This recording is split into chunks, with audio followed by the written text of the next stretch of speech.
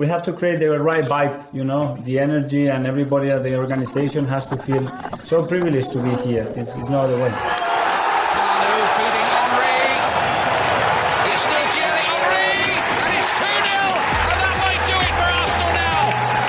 Thanks for listening to the Purely Arsenal podcast. Please follow us on Twitter at Purely Arsenal FP for all the latest Arsenal podcasts.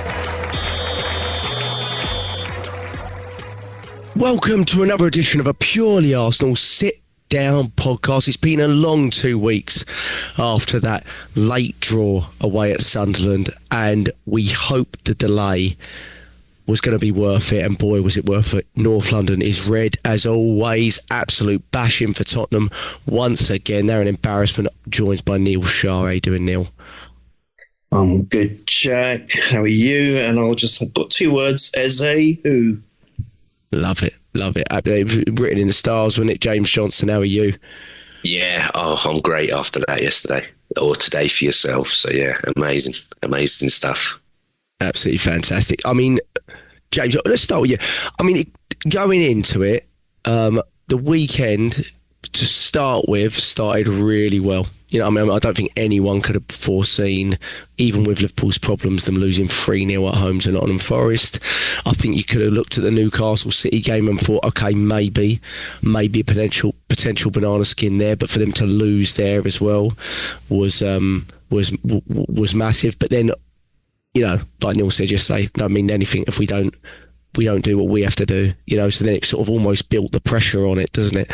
And I think I saw someone say over the weekend, which I completely agreed with, though I feel like that with every game at the moment. He said, you know, I don't want to see anything before a North London derby. It's like awaiting, you know, blood test results. I think it was Tim Stillman said. And I was like, yeah, that's exactly what I didn't want to see anything. I didn't want to watch any preview stuff. I love seeing it now. I love watching the Tifo stuff now and everything. And if you're in the stadium, of course you want to see it. But if you're not, I turned it literally turned the TV on literally 90 seconds before the game started. I didn't want to listen to a thing, nothing. I was so nervous. And I don't know why I was, James, because it was a fantastic performance. But what were your thoughts on, obviously, the overall thoughts on the performance, but on hopefully another massive weekend for us in a title race? Just brilliant. Yeah. No, you know, I did a preview earlier in the week with Mike on his channel and Melvin, and I was saying, you know, it's probably a bit weird coming from me, but I said a lot of this talk that I'm seeing of, you know, about the referee on the day, about the fear of this, and I went to him. I've never been afraid of this lot in my life. In the whole time that I've watched football, I've never been afraid of this lot. I went there, you know, they're a noisy neighbour. They're not really a rival. We all know who our true rivals are. It isn't these lot. And in terms of the ref and everything, I went, look, we just got to make him insignificant. You know, we got to go back to what we grew up on. You know, we had worse refs back in the day. We had refs that couldn't even run in time with the game. They were unfit. They were physically unfit. They were, you know, they were lard asses. They were terrible. And yet, you know, we just played, you know, we just scored, like we did yesterday, we just scored 3 or 4 goals and the ref didn't even come into the equation. That's what we used to do. We were like, well, screw that. We'll just batter them anyway. It doesn't matter what the ref does. You know, you can send one of us off. You could be an idiot. You can give a pen, whatever. But we're still just going to score 3 or 4 goals, so it doesn't matter. But yeah, with everything else, if you're not motivated for a North London derby, you're not going to get up for anything. And having all the results go your way as well, I think that was an extra motivation. And you know what else? I think those guys saw that setup and they saw them going at 5 at the back and thought, they're scared of us boys already. We ain't even kicked the ball. And you know, for me, considering they're the best away team in the league, to set up with 5 and not think that you can have a go, you know, to think you can't lay a glove on us after what you've done all season away with this record that you've got. I think that helped as well. I think that got into the players' minds and thought, yeah, they're absolutely, as much as you're saying there about bricking it, don't want to watch stuff, I think they bricked it playing that 5. I really do. I mean, it's funny because I've got my Arsenal head and then I've got my football head. And my football head, when I was watching them yesterday, Jack, was going, what are you doing? Like, what are you doing? They got no fight, no technical quality, nothing in attack. I'm like, how are you the best away team in the league? You're absolutely spineless, toothless, gutless players. I'm like you're saying before Neil got here and we were on air, they look like a middle of the run team that were grateful just to have a day out of the Emirates. Yeah, I agree with you. I don't think it was talked about enough, James, how disgraceful their performance was. I mean, I think the focus should be on how great we are. Neil always said, you can only beat what's in front of you, and we were fantastic. But they played like a FA Cup League 2 side, minnow, coming to a big side. I mean, basically, it looked like their game plan was to slow the game down from the minute one. I think I saw them wasting time in the 9th minute on a throw-in. I'm almost remember going, they've kicked the ball away on their own throw-in to walk and get it, and that was basically what they did. They were waiting for set pieces and then pushing everyone up, taking 2 minutes to take it, and lofting a ball and thinking they might get something that way. Otherwise, it didn't look like they had any intention of playing any football in this game. I do think it's when people, some of the negativity that goes towards us because we score a lot of goals from set piece or whatever like that, this is the real sort of football that you should be looking at, especially from a side that has spent just as much money as we have over the years. They're right there with us in the top 4, top 5 spenders in the league. I thought it was fantastic in terms of us, but if we hadn't have got that first goal, the game could have gone very differently, because it is very difficult against teams that set up that way. That's what City found, didn't they, earlier in the season? They weren't quite the same side they are now, but they did, and then Tottenham picked him off with a couple of breakaways they got a little bit lucky with. But it's so important that we got that first goal. Neil, I mean, there is so many big players to talk about. I mean, obviously we know one that sort of made history in a way in this game. And, I guess when you look back at it, it was always going to be about that player, with everything that went on in the summer. But I want to talk about one player and a little bit about the game, Neil, you. It's just before the game, we found out, obviously, poxy international break, that Gabriel was injured again. We've all seen the stats on us since he joined Arsenal in terms of, our win percentage going from 64% to 40% with and without him. So it was a big concern for all of us. I mean, there's no doubt about it. I think he's been the best player in the league so far this season, to be honest. I think he's the best centre-back in the league as well. And we know how crucial he is for us inside both boxes. What did you think of us selecting Nketiah? And what did you think about his performance? Because I think we all said on the chat it was either Mosquera or Nketiah. We couldn't really see. I think that's what we were saying. Is it one or the other? Really, I found it really interesting that he selected Nketiah, because he hadn't selected him before yet at centre back. I don't think in a game like this.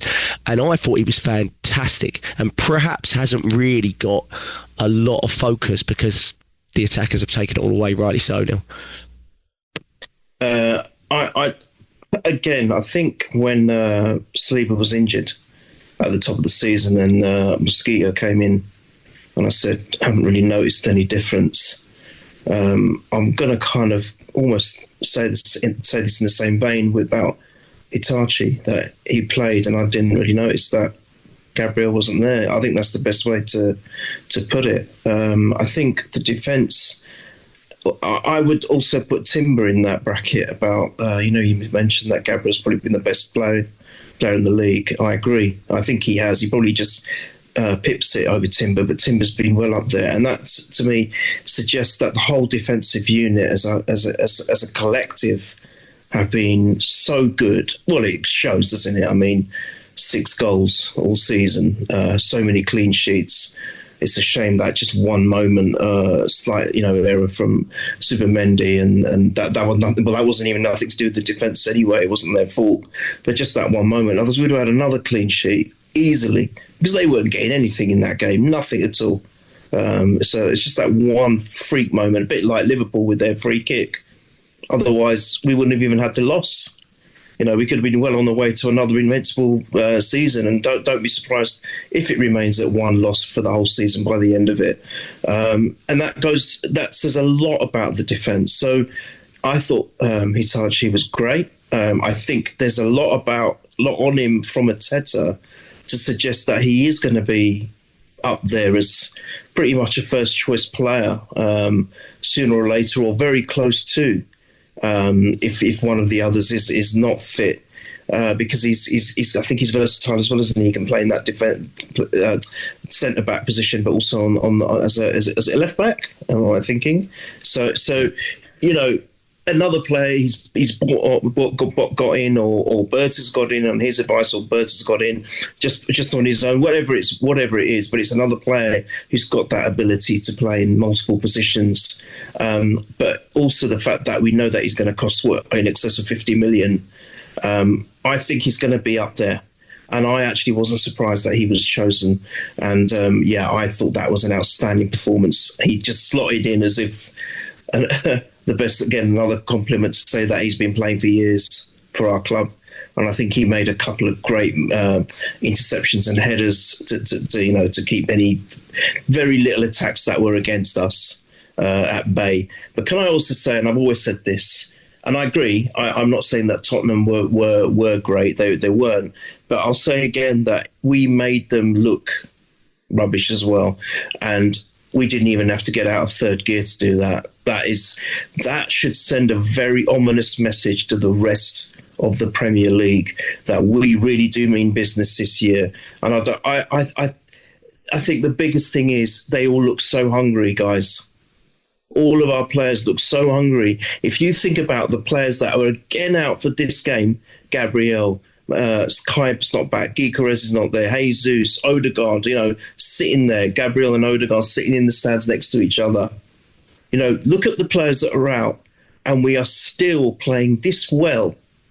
I'm sorry, that to me suggests if we keep it at this level and then get some of the players back, thankfully Martinelli and Madueke are back. If we start doing that, I can't see anyone stopping us, and that includes Manchester City. And to be honest, I think our nearest rivals now are Chelsea. So this is great.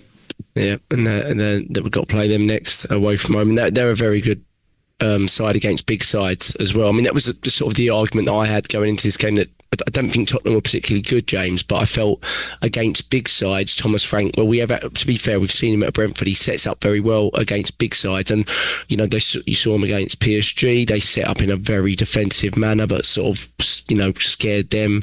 Obviously against Man City as well, that Frank has the ability to do that. I thought what was so key when I was watching it with my brother here, I was going, the longer it goes where we don't score, the more they're going to be like the game plan's working. No matter what they do, no matter how dreadful the time wasting etc. is, they're going to think that it's going to build their confidence a little bit. He's going to want them to start coming out a little bit in the second half. So I thought it was so key, but we had to wait a little bit.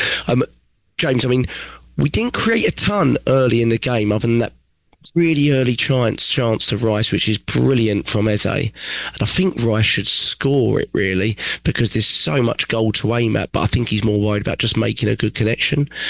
But then we did kind of struggle, but I thought our football was very good. I thought we were very on top of them. They really didn't, I don't think any of their attackers basically touched the ball in the first 20 minutes, and it was very, they tried to delay it every moment they could, but I thought our attackers, Eze, Trossard, Saka, and to be fair, I thought Marino as well was, even though he was coming deep and dropping deep, his ability on the ball was so fantastic, and he was really the one, James, that opened it up with a ridiculous pass that I didn't even see before it happened to Trossard. I mean, it was fantastic from Marino, and I think I saw that somewhere around 25 or 27 goals and assists since January for Marino. I mean, that deserves some credit, really. A lot of that being in a position he's never played in before, James. Yeah, he's in there doing this sort of auxiliary striker role. We want a focal point up there. I mean, that's what Mikel Arteta likes. That's what Mikel Arteta wants. And in terms of everybody else that's fit and can do it, he's the only one that's about 6'2", 6'3", that gives that aerial presence. But also he's got this in his locker as well, which is insane. But yeah, you're spot on there. If we scored that goal by Rice in that third minute, I thought it was good that we got 4. We could have got 5 or 6 or 7 if Rice had scored, because that would have just absolutely 3 minutes in. They look at what happened when this goal went in. They threw the towel in then.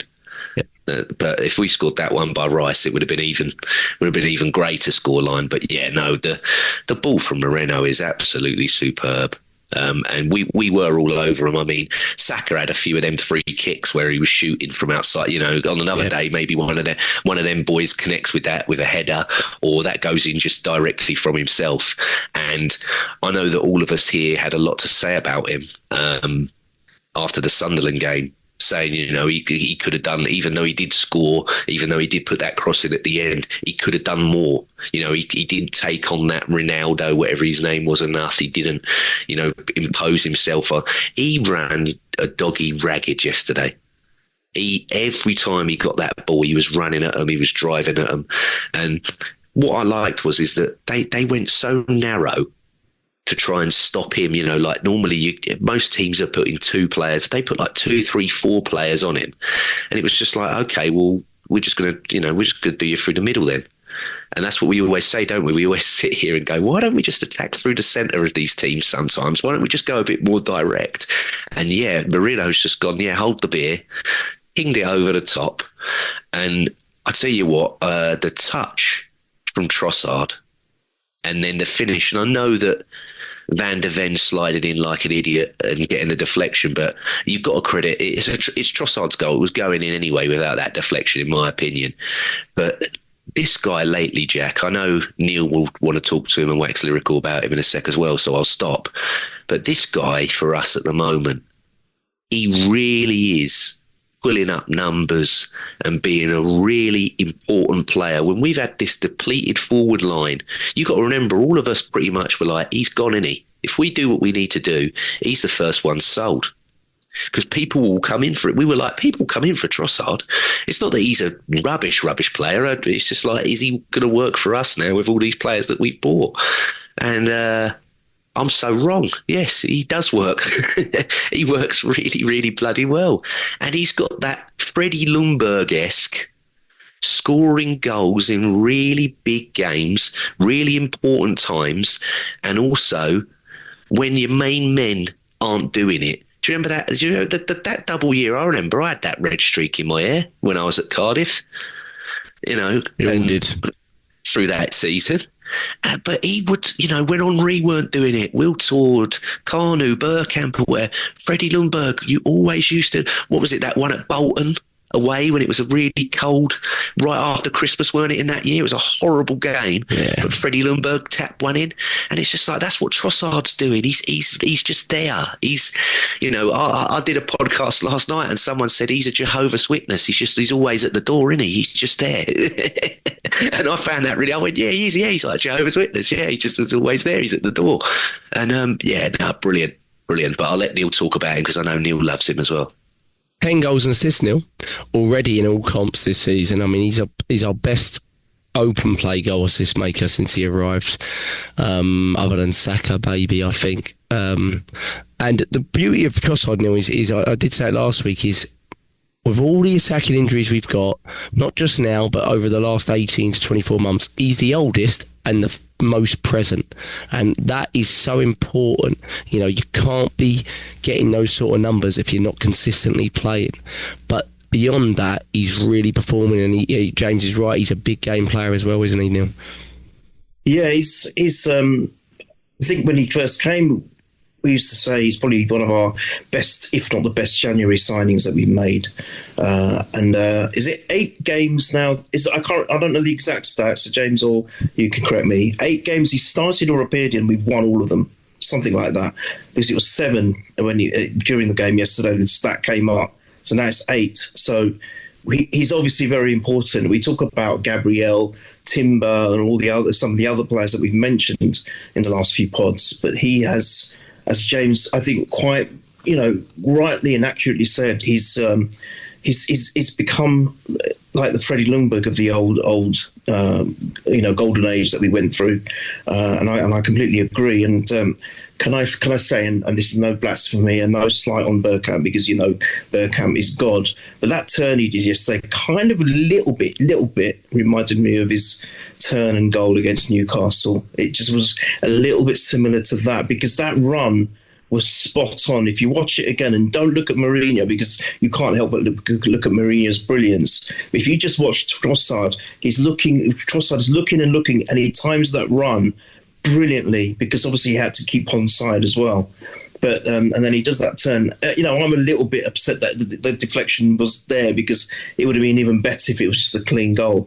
But this is what he's been doing for since the season began. And I have to put my hand up. James, you're right. I've always loved him. I'm always calling him Trucy or Trossy, and I've always said that, wow, what a player. And he's always come up, and I've always said he's better as an impact sub. But he's proving me wrong. He's proving probably a lot of us wrong. And I was the one saying that if he goes... with Martinelli, I was saying in the summer, and I love Martinelli too, and those two have both turned around and said, no, stop. You're going to see from us what we can do, despite all these other players that have come in. And actually, the irony is we've needed them because we've had so many blooming injuries to our forward line. And it's incredible that with all these absentees, how well we are doing. We're not just up top of the league. We're up there in the Champions League. We're doing so good. But Trossard is so goddamn important now, because you're right. He's almost become like a mentor to the youngsters as well. I'm delighted, guys. So happy. Yeah, and I was so delighted with that first goal, maybe more than any, because I literally screamed as soon as we scored it. I went, they have to come out now. They can't.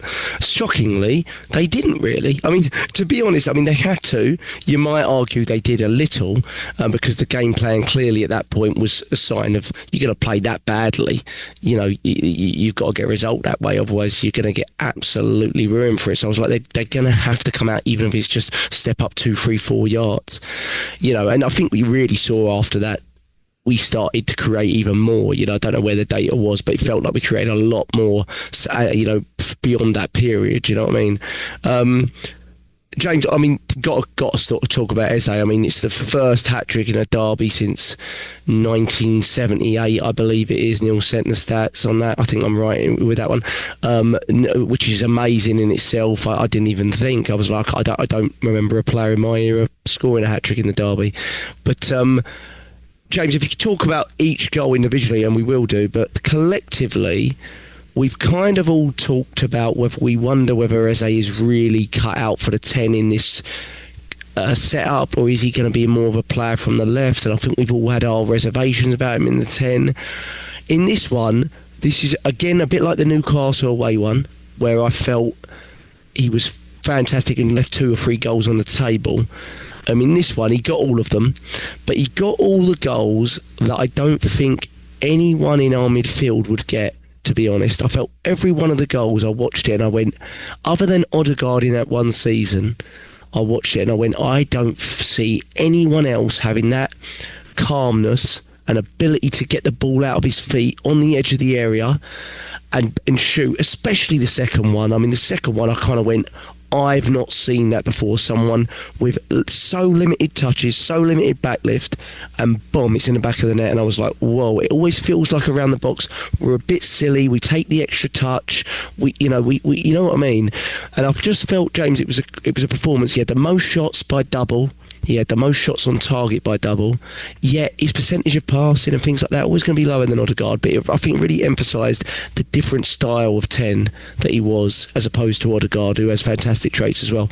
But just brilliant overall performance. But if you want to touch on the first goal as well, which I think Timber and Rice probably deserve a lot of credit from my memory. Yeah. We had this discussion, didn't we, in the summer, Jack, where we went, look, if there's a player we can get, he's the one, but it's not going to happen. We were like, I don't think it's going to happen. Thank God it did. Again, great work from Arteta, from Berta, from everyone involved at the club, and we said it, didn't we? We were like, this guy is a maverick, and we don't really have a maverick player. We don't have one. We have a lot of beautiful footballers, but we just do not have someone who has that superstar finishing quality. And it's been a long time coming. We all said it. You put in the chat, I think he needs to do a bit more here. And all of a sudden he urged it, didn't he? He urged you through the phone, and he went, here you go, Jack. There's 1, bang, there's 2, bang, there's 3. That fourth one that he should have scored, he was fuming. Even though he had a hat-trick, he was livid with himself. Should have got it a bit more in the corner. Yeah, I know what you're talking about. But that's what he is, you know. He's a superb player. And right foot finishes, left foot finishes. No, we ain't got nobody in that middle bit like that, Jack. You're spot on. And, you know, you saying there about first hat-trick as well. He's the first English player to score in his first London derby since Kevin Campbell and Ian Wright. He's got that as well. That's a little one there, a little stat for you as well. So, yeah, and he loved it. He loved it. You know, I did think he was going to score on the day, but I didn't think he was going to score a hat-trick. And but no, every single one of the goals. I mean, the second one, I know he said it's his favourite. It was mine, you know, without knowing that, it was mine as well. Before I heard his interview, I was like, yeah, I think his second one was the best one. But no, the first, like you said, yeah, it's really good from Timber and Rice and everyone involved. And yeah, just a beautiful, beautiful finish and goal. What were your thoughts on, and we probably, I don't think we need to have a big discussion about the ref, but obviously there was some talk at half-time of whether the first goal should have been disallowed. My personal thoughts on this, and I think it relates back to last week's one with Liverpool, is the Liverpool one should have stood. I said that last week. The Liverpool goal should have stood, in my opinion. That was a referee error. Robertson wasn't in the eyesight of Donnarumma. He didn't, in my opinion, him ducking it from it probably caused them to call it, but he actually didn't. I mean, that goal's going in anyway, you know what I mean? Like, I don't think that should be ruled out. And in this one, there is a lot of bodies, but again, he has a full view of the ball.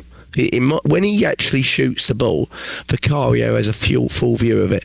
And let's be honest, Vicario is rubbish. He's not saving it anyway. He's absolute pants, the bloke. Biscuit wrists. He's awful. But, I mean, James, Neil, what do you think on that? To me, he has full view of the ball. Well, I said it, didn't I, in the WhatsApp chat? I mean, Neil obviously had the same coverage that I'm having, and Les Ferdinand at half-time, weren't he? And at full time, weren't he so upset? I mean, he was furious with him anyway, but he was so upset, and he was just like, oh, you know, and it's like I put in the chat, I'm like, oh, I didn't know that they got Stevie Wonder in the transfer window. What is he blind? You know, is he blind then?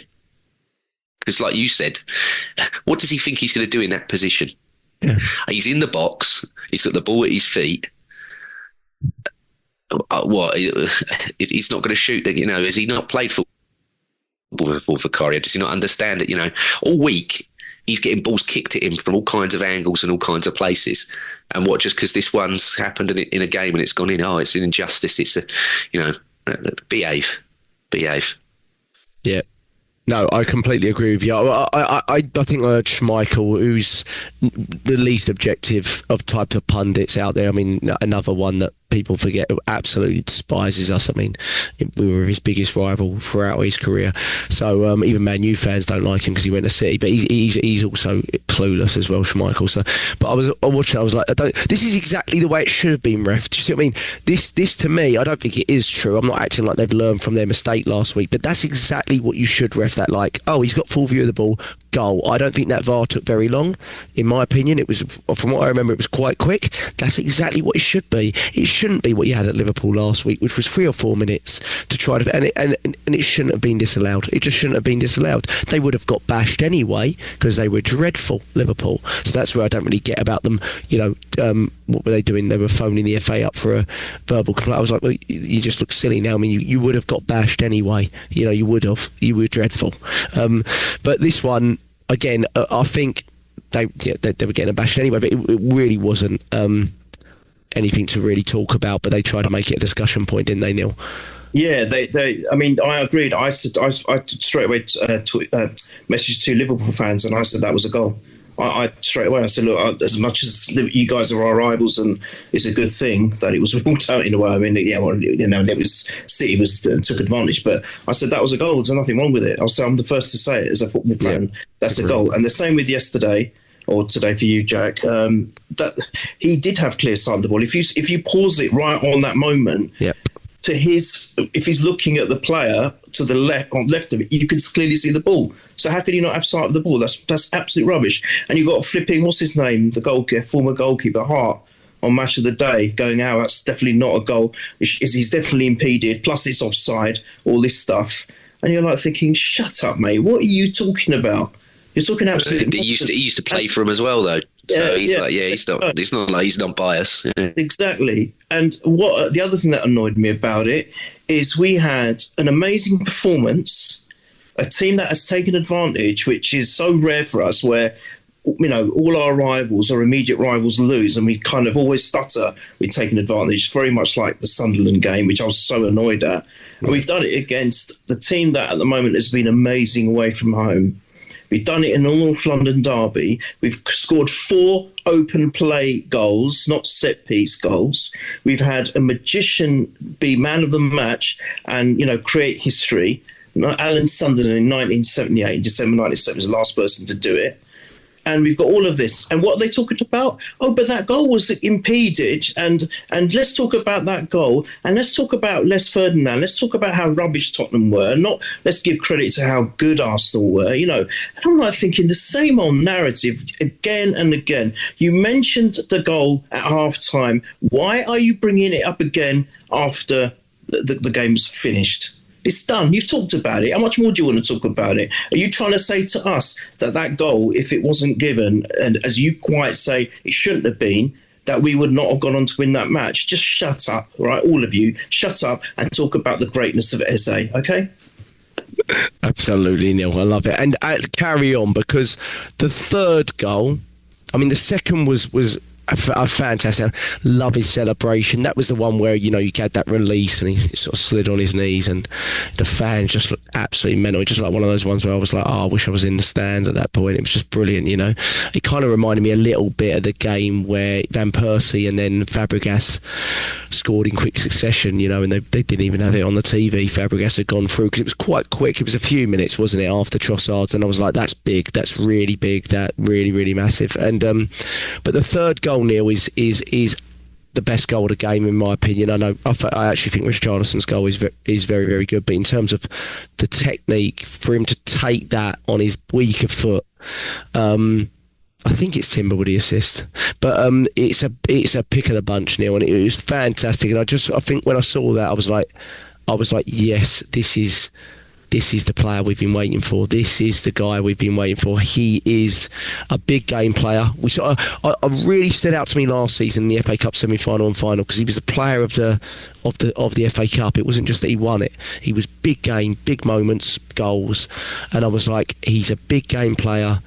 Big moments to step up in your first North London derby and get a hat-trick. Like you said, he puts himself in the history books already, but that finish, Neil, is just something we so have lacked. And you only know it if you're an Arsenal fan. You're like, we have lacked that ability to take it immediately, either foot, no talk, no thought about it, no thought, little backlift, bosh.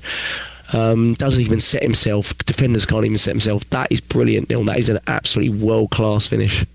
Oh, incredible. 10 years ago, at the age of 17, he put that tweet out. He goes, I'm going to make it. And when I do, they're going to look at this tweet. And he's absolutely spot on. I think he was 17, he's 27 now. And he put that tweet out in 2015. So what can you say about that? Half time, I've always said, there's two times to score a goal. It's either just before half time or just at the start. And we did both in one game, or he did both rather, let's say, and I think it was a Timber assist, but I think a lot of people in the stands probably most likely missed it because they've gone to the toilet or they've gone to get their drink or whatever it is, and even before you knew what's happening, it's like 3-0, and like, what? Where'd that come from? We missed it. Damn, we missed it. It's such a shame. But again, it was, we were talking about Saka after the Sunderland game, but it was his tenacity, I think, right at the start. It was on the side, down the right-hand wing, and it was his tenacity. And, they got the ball, I think, eventually to Timber, who passes it to Eze. But it's all about Eze. You're right, Jack. It's all about Eze. It's all about that quick thought. Well, actually, no thought, really. Just instinctively knowing where the net is. And to do it with that technique, none of the defenders, nor the keeper have got a chance. It was a fantastic finish, and to score at that point, the game's finished. It's done. It is done. You've put it to bed. And this is why I was so angry at the Sunderland game, because not only had we'd done work so hard to get back into that game at a moment where you knew Liverpool or Manchester City were both, or one of them was going to drop points, and we didn't take advantage only from the fact that we didn't go on to kill the game off. And that is what I saw yesterday. We've gone on to kill the game off. And I know they scored that, they got their consolation goal. But can you imagine having a consolation goal as early as, the 50th minute or wherever it was they scored that? I can't remember when their goal came in. But that was considered a consolation goal that early in the game. And it took me back to that Wenger era, where we would bury games 4-5-0 before even the first half had finished. And it was just so good to watch. But Eze, I think, is... You know what? I think in the WhatsApp I was saying he's only going to get better. And I think he's still going to get better. And I think we're going to see the real guy come out now in the next few games. I honestly believe this, chaps. I didn't want to say it this season because I've been bitten, and we all have, for the last 3 seasons. I don't think, apart from our own complacency or more injuries, I don't think there's a team that can stop us this season. Fingers crossed, Neil. Fingers crossed.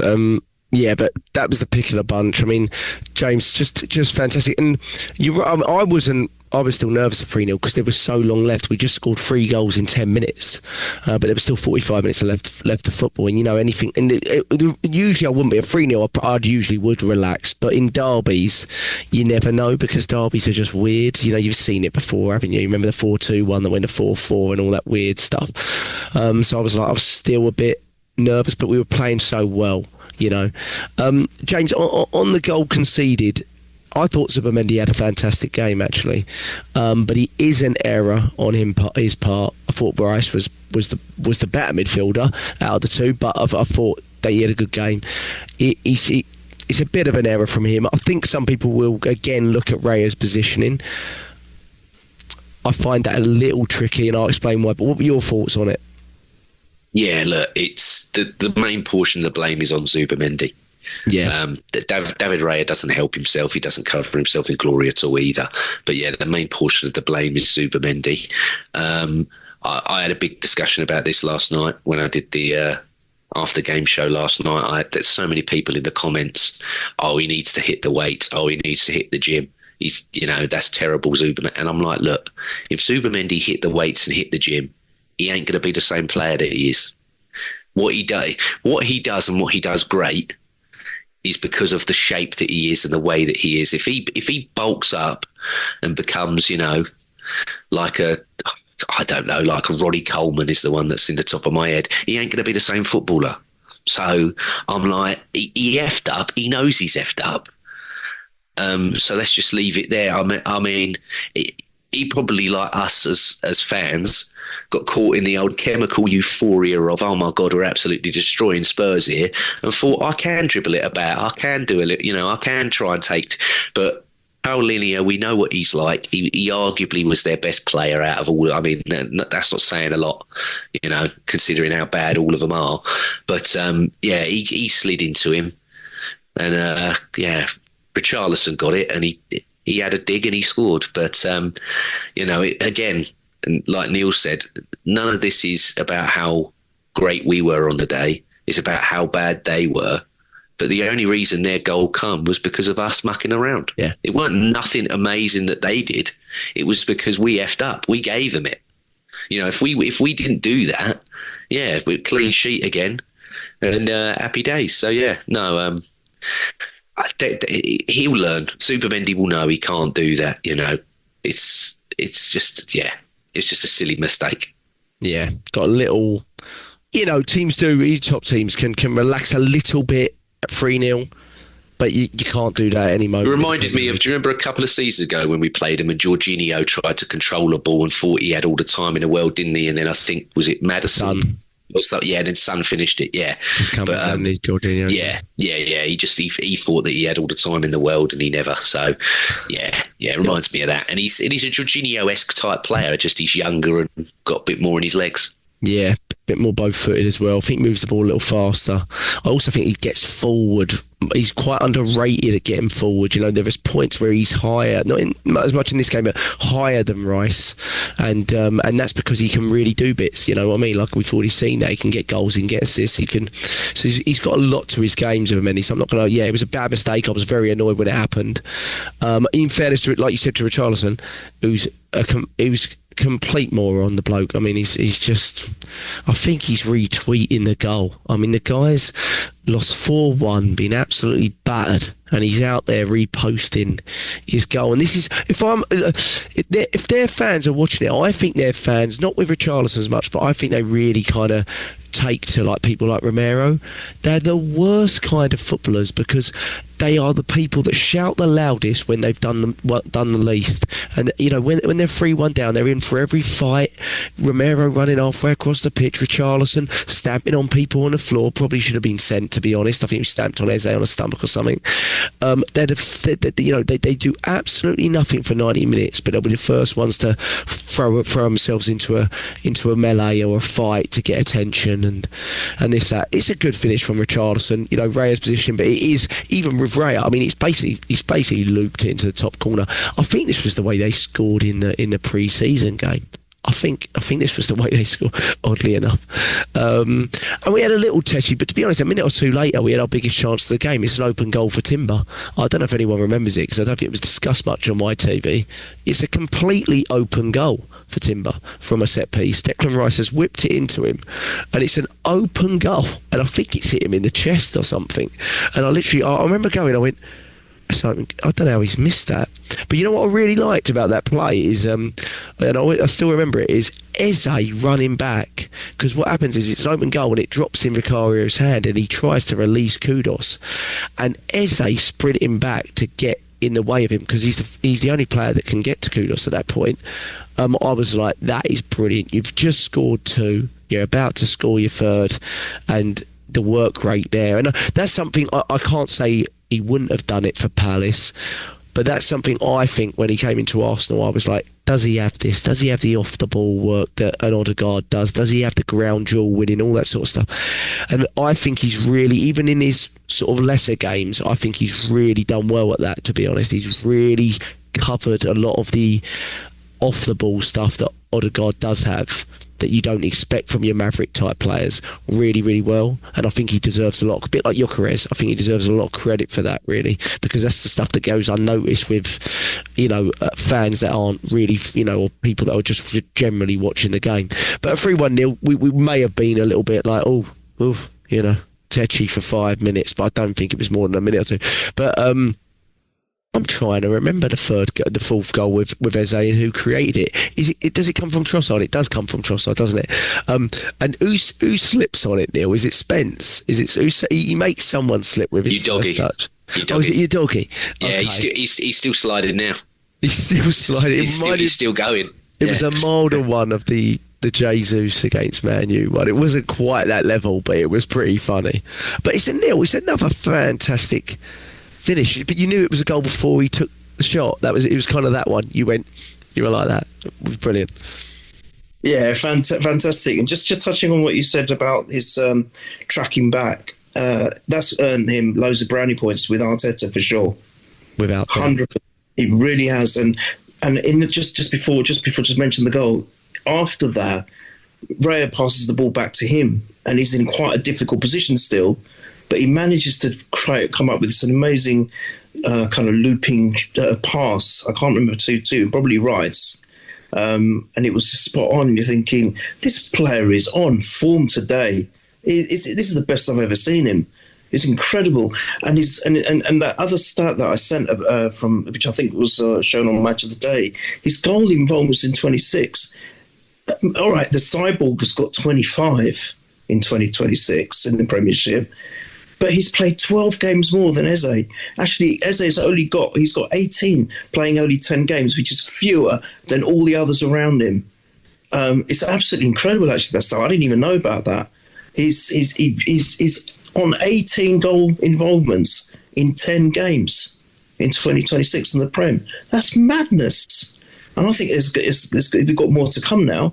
because this is going to definitely motivate and encourage him to do even better.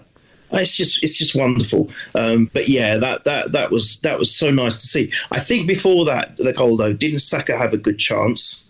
And the goalkeeper parried it away. Shot from distance, yeah. That's it. And then you mentioned the Timber one, which, now I didn't remember it when you said it. And then I think as you were talking about it, then it came to me. I thought, Was it Timber or Saliba, or did Saliba head it into Timber or something? It was something like that. It was definitely, the chance was definitely Timber. Because I remember Saliba going, I backed him.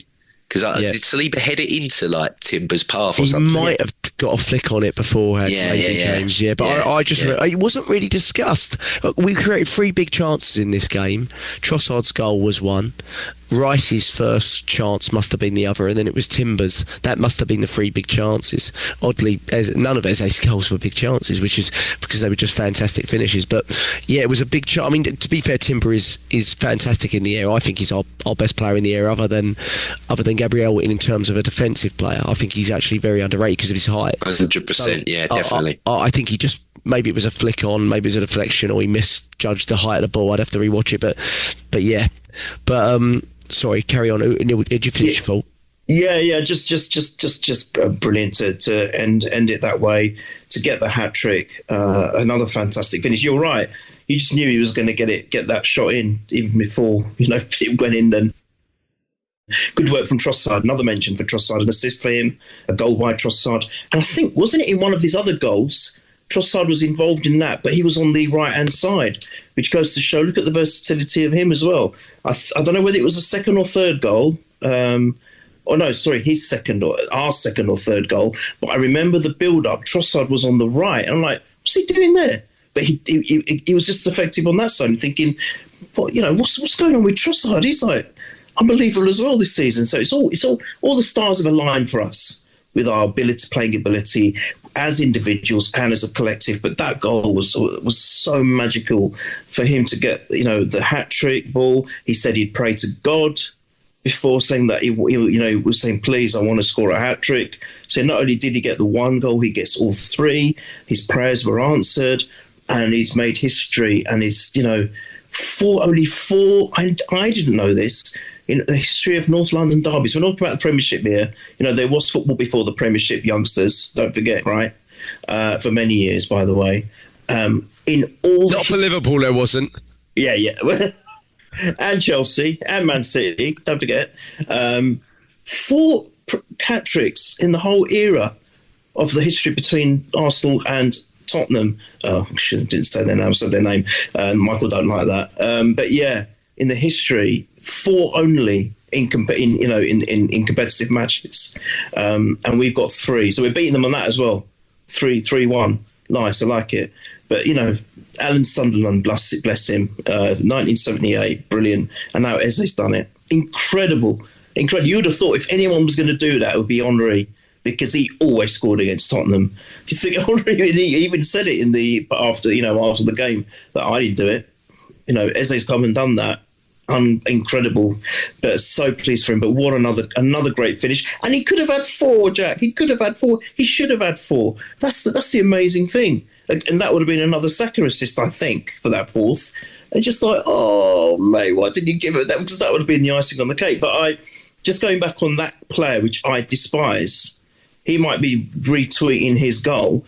But I think Saliba and Gabriel put into bed with that tweet. Beautiful. Yeah. Nothing more needs to be said about that guy. Nothing at all. Saliba and Gabriel did the work. It's hilarious because Gabriel's his countryman and plays with him for his country. But he hates him. There's no doubt he hates him. He has to. I can't imagine anyone liking Richarlison with Brazil. I mean, the fact that he plays for Brazil is a bit of a disgrace and shows how far Brazil have fallen generally. But they were picking him even ahead of sort of Gabriel Jesus, which is a joke to me. I think he's dreadful, to be honest. Generally, Richarlison, good goal, fair play, but he's such a whiner for the amount of football he actually plays. He's just dreadful. He should be sent off a lot. He gets away with a lot, a bit like Jolinton gets away with a lot because he does. Jack, he's been wearing the 9 shirt for Brazil. Like, do you know how important that is? That is dreadful, James. Like Ronaldo, the original Ronaldo. To me, if he didn't get his knees all beshed up, he could have been better. He would, to me, is one of the best ever. ever. And I'm like, and he's wearing the same shirt that he used to wear. I'm like, they're no way comparable. They're no way comparable at all. Unbelievable. I'm like, this guy's an arse, mate. He's such an arse. It's unbelievable. Yeah, absolutely. Yeah, and then after that, look, this could have been a game last season. Drop points against Sunderland, 2 weeks off, all your attackers out, you lose your best defender, that we start Odegaard, to be honest. This could be a game last season where we go, we can't afford it, we've got to get him back, you know what I mean, because he's obviously close. He was with the group, wasn't he, and they just sort of removed him from the squad before it, but it sounded like he was very close. But the fact that we didn't, and as frustrating it is to have so many injuries, I mean, I think on the table we're maybe 5th in the league for most injuries, but when you look at where those injuries have come from, after teams above us are injuries that, you know, players that don't even play from all this. These are all big injuries. I mean, your captain out for majority of the season. Your starting centre forward out played 63 minutes this calendar year. Kai Havertz. It goes on. Gabriel again with another muscular injury. You know, Gabriel Jesus been out the whole year. Still was an important player. Madueke out for the last 8 weeks. You know, Martinelli been out. Gyökeres now. I mean, it's gone on. So it's really nice after that 4-1, James, to see who's on the bench. You got Madueke back. I thought he looked bright and lively coming on the left. Very interesting. Martinelli back, but not having to play him.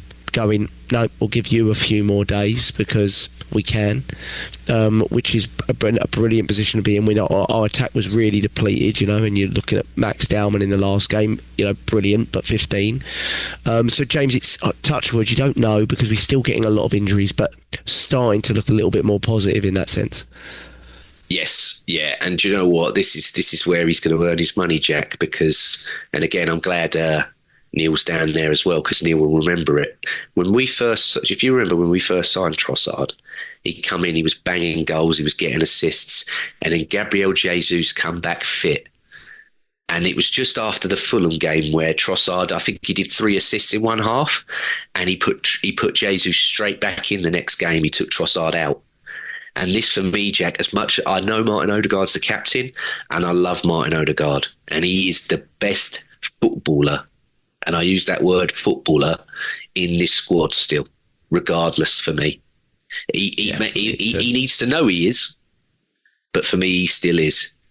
But I'm praying he does not revert back to type and put all these players back in. You know, Gyökeres, if he's fit, walks straight back in over Moreno. As well as Moreno's done, you know that Gyökeres is going straight back in. If Kai Havertz was fit, if Kai Havertz was fit, he'd put him straight back in. That's just what he's going to, you know, if he's got a forward, he's playing a forward and not Moreno as a forward. But keep Trossard on the left-hand side. Odegaard, for me, isn't a shoe-in right away. Keep Eze where he is after this performance. You know, they've got to earn their place. I don't care that he's got the armband and he's the captain. He needs to earn his place back in. Do not just give him it straight back, because that to me would be it'd be a mistake at the moment for me. It would be a mistake. Let this lot play. That I know we got like two or three a week now, up until February maybe. It's just constant. But there's plenty of games and there's plenty of minutes. So, you know, don't rush these people back. And for me as well, and Neil, you shared it this morning in our WhatsApp group, Gabriel can't be as bad as expected, because he was jumping up and down like a lunatic. I was going to him, sit back. I would have gone if I was there, sit back down, don't tear your other leg. Yeah. jumping and going. He was going insane on that bench, and it was funny, but I'm like, mate, don't you dare tear your other one. Would getting all giddy and all that like that. But yeah, I saw him shaking Odegaard around. Neil. Oh yeah, it was brilliant. It was brilliant. Yeah, but brilliant. No, this is where Arteta earns his money now for me, is how he handles all of these coming back. And it's going to be really, really important. And I believe in him. I don't want people to watch this and think, oh, I'm absolutely going in for him again. No, he's been spot on the last, all this season. I mean, the only thing that people that I saw was critiquing him on yesterday was these subs. Could they have been quicker again? And could he have taken, a Saka off or a Rice off, considering everything?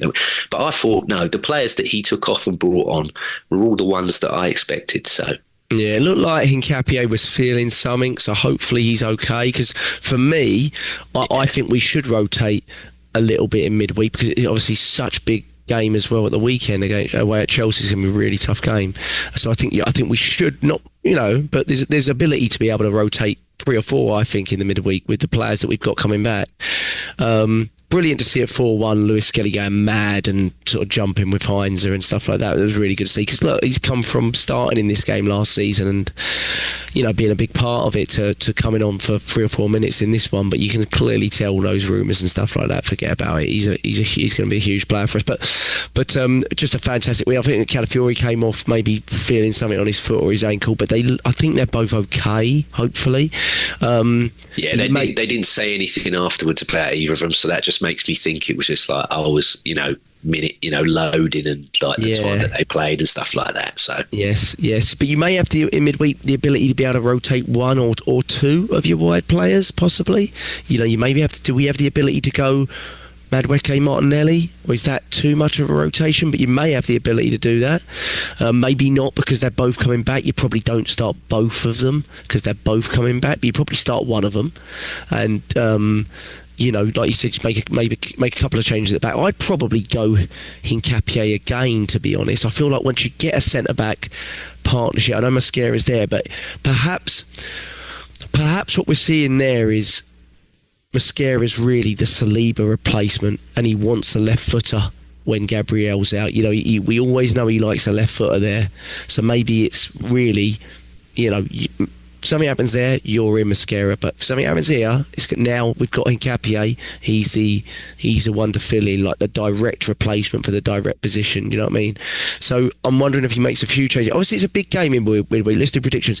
Big game in midweek, massive game, but also a massive game at the weekend as well that we probably have to sort of consider in context, because look, I wouldn't say this fully, but Bayern have been brilliant in the Champions League, but we all remember us bashing PSG early in the season last season, and in the end, I hate to say it, but it didn't really mean a lot, because when it came round to us playing PSG again, they were a completely different side. With players had come back, they'd clearly gone up a level, and we were depleted at that point. We were very depleted physically. We'd lost a lot of players, and really, I think you saw them to their maximum in the semi-final, but you didn't see us anywhere near it. We weren't anywhere near our maximum. We were massively limited by injuries. I think physically it taken us the toll on us the season because of those injuries. So I think that's just something to it's still a very big game, it is, but it's just to keep in mind a little bit that we're still in a group phase as well, but it's still a massive game. Obviously, I'm not saying it isn't, but with the Chelsea game coming up, these teams in these leagues, they don't quite have it like what we do with games. You don't go from a Champions League team on a weekend to another Champions League team on the next weekend. They're not getting it like that, to that level of team, not in my opinion, the PSGs and the Bayerns. But Neil, what are your predictions for Bayern? If you want to say anything on the lineup, go ahead. And Chelsea away on Sunday. Yeah, just one thing on the lineup. I think it was interesting that Madueke came on when he did and played on the left. I'm wondering whether he does rest Trossard and plays Madueke, because obviously Trossard is shown to be so important, and I think it might be useful to have him start against Chelsea. And I'm crazy for saying this, because I've always said he should be an impact sub, but he's proving me wrong. And I'm just thinking, will he play Trossard against Chelsea? It depends on who he's facing on that side. But it's just interesting that he brought Madueke on. Maybe it was just to give him minutes. I don't know, just generally to give him minutes. But it's possible that he may start him. He was close against Sunderland, wasn't he? They said he was very close. So he sounds like he's been fit for a couple of weeks. Okay. But yeah, I agree. It was very interesting. Brought him on the left. Immediately when he came on, I thought, I will just switch Saka over. Yeah. But they didn't. They kept him on the left, which was interesting. That's right. So it could be that he starts him. I think Martinez will also feature but he might come on as a sub. 30, maybe. Yeah, that's what I think. And then I agree. I think Itachi starts as well. Obviously we have got Mosquito, but I think Mosquito is a Saliba replacement, and he's not going to not play Saliba. He's definitely going to play Mosquito. Play Saliba, and maybe he'll come on later as well as a sub, because obviously you want to save Saliba for Chelsea too. So it's the thing is, Jack, there are going to be, I think, 2 or 3 changes for sure. But the thing is about this is we have got the ability to do that. We have got the ability to rotate and now not have the drop-offs that we used to. But I also agree. I think it is an important game because it'd be nice just to get that. We will be on 15 points if we win. Is that right? Are we on 12 at the moment? Yeah. Which some people have said is enough to be, done and dusted for that group, to finish in the top 8. So whilst it is so important, I actually agree with what you said as well about it's not the be-all and end-all. For me, even if we come away with a draw, I don't think that's a bad result, because we're together with them, aren't we? They're just ahead of us, I think, on, is it goal difference or whatever it is? Or something like that, yeah. Something like that. So we're up there anyway. It won't be the end of the world. I don't know who we got after that in the Champions League. One of you guys will tell me. Is it in their away? No. Oh, it's Club Brugge. Club Brugge away, but they're doing all right, haven't they? Club Brugge. They're doing all right. Yeah, exactly. So big Barca at home, yeah. Look. I'm not going to say just we don't. It's not important that we don't win. Of course, we've got to win because that keeps the momentum going. But I think we can win by resting players. That's the point I'm making. I think we can rest some players, or at least they can come on as subs near the end if they need to. I think we can make some changes in the midweek and still be effective. So that's what I'm going to say on the lineup. And I think it's at home. I think we're going to win 2-0. To be honest, I think it's going to be 2-0. I do believe that. I think it's 2-0, and I think Eze's going to score again, in my opinion. So. Do you think Odegaard could come in, Neil? I mean, I agree with James. I don't want him to. I don't think. I think maybe later on in the game if he's fit. I think but I don't think we start him. I think James hit the nail on the head, because I was saying it then that Trossard had played so damn well. He had done nothing wrong, and he was flying. Actually, he was probably one of our best players, if not the best player. And he says, "Oh no, it's Jesus' time. He's back." And I think that's part of the reason why Trossard was unhappy with Arteta going forward. If we fast forward the clock, because I think he was done a dirty by Arteta then, in my opinion. I don't want him to make the same mistake. Eze has just found his feet in this incredibly important game where we have taken advantage of other results and beaten our noisy neighbours. You can't take him off. No. Keep him, and then if need be, play Odegaard a bit later on in the game. That's what I would say. Making changes, but we've got the ability to rotate and not upset players at the same time, in my opinion. 2-0 Eze. Perfect. Chelsea? Chelsea as well. Mate, they I think are our real rivals now. Very, very tough game. I think we've still got too much for them. I really do. I know it's away. I know it's tough.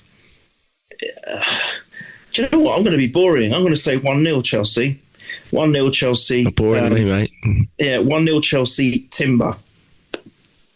Take that. James, what's your predictions? Maybe get your careers back this week. That would be really helpful.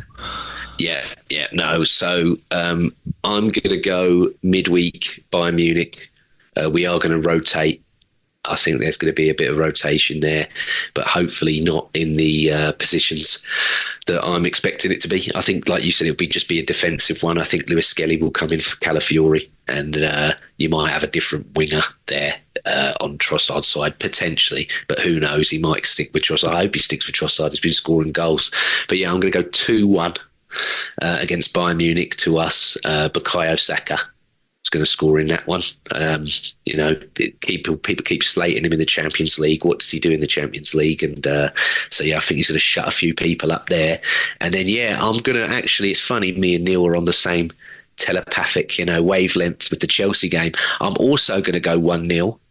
And I'm also going to go for a fullback, but I'm going to go for Calafiori, and he's going to do a Winterburn Silvinho special like he normally does. He's going to absolutely leather one at Stamford Bridge. So, keep an eye out for that Calafiori with a banger. Yeah, I remember that. Sevilla. I think it's going to be a horrible. I think it's going to be a horrible game. By the way, that Chelsea game, I really do. We'll come out of it, but I think it's going to be an absolutely horrible game.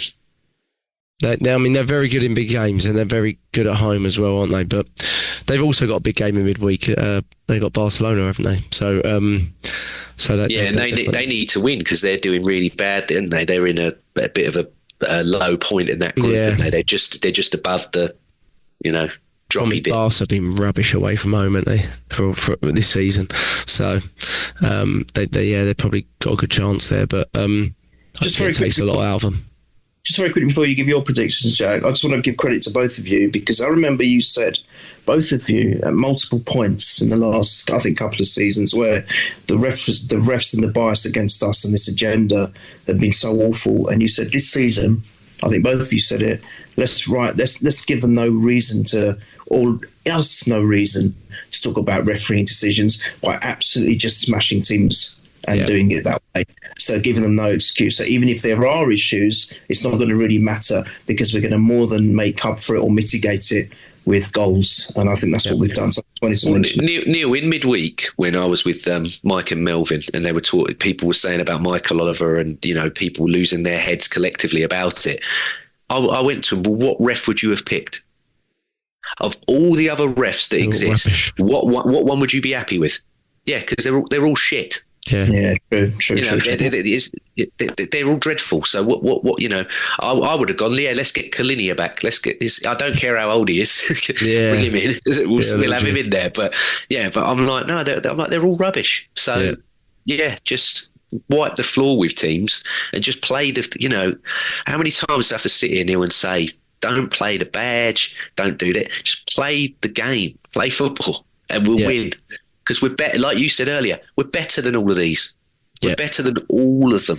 Take it out of their hands, because otherwise, they which way they'll go. They will favour. Man City, Newcastle, the ref didn't know what to do. I tell you, he didn't know which way to favour. He was like, which one do I favour? I'm being paid by both. I hate City, but that was 2 penalties. They should have had 2 penalties against Newcastle. Yeah, definitely the one against Foden for sure. Yeah.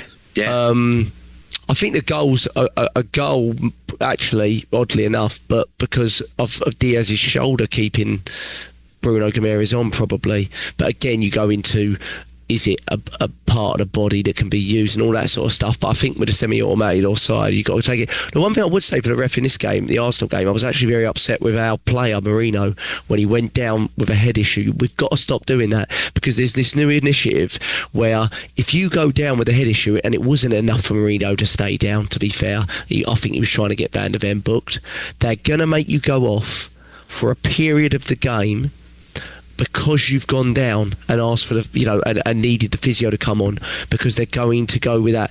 We've got to stop even attempting. He did get caught in the head, so I'm not saying it, but any sort of attempt to over-exaggerate a head injury, I agree with a ref's initiative to be like, if you bounce back up after that, you're going to go off the pitch, because we've had to stop play here or whatever. We've got to be careful with that, because they're going to start doing that to all teams, which I actually kind of agree with. I think one of the worst things in the game where people feign head injuries. Don't think exactly what Mourinho was doing, but I think maybe he just took a little bit of time on it. We just got to be careful with it, because I think they're starting to shift on that to be like, you go down with any head injury, you're coming off the play for a period of time, and then you're down to 10 men, and anything can happen there. So that's one thing. But take your predictions there, James. You said Chelsea won, didn't you? 1-0, yeah. Bayern, I'll go 2-1 as well. I'll go 2-1 Arsenal and Marino. Because I don't think Gyökeres will start, even if he's back in the squad. Because otherwise he would. Yeah, I don't think so. And then Chelsea away, I'll go 2-1 Arsenal. Saka. 2-1 Arsenal, Saka. Yeah.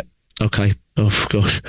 2 massive games in it. Well, let's hope we get any one of our combination of results for that. But it's a brilliant start to the week. A brilliant weekend. Obviously, long way to go, but it's a brilliant. I don't think we could have imagined a better weekend going into it with that long 2-week break. It was a long one, wasn't it? With the internationals and everything like that.